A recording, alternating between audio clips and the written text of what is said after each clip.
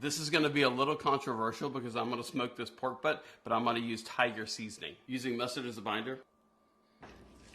Why use tiger seasoning? Because it enhances flavor, and MSG actually is really good. I don't use it very often, but let's just see what this experiment turns out to be like.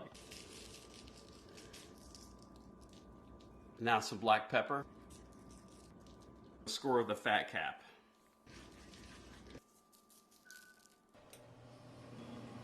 Now we're going to use a meter so that we can track the internal temperature of the meat. Today I'm using the Rectech pellet smoker, and I've got it at 275 degrees. And then after about 7.5 hours, you can see the color is amazing. And I pulled this pork butt at 185 degrees, topped it with some white grape juice and a couple pats of butter, covered it with foil, put it back on until it hit about 203, put it in my hot box, closed it up, left it alone for an hour and a half. Can y'all see that?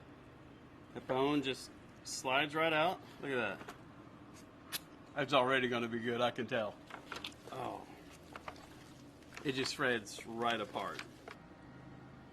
I'm a little shaky, sorry. Pork butt seasoned with tiger seasoning. You're not going to believe it. It's very good.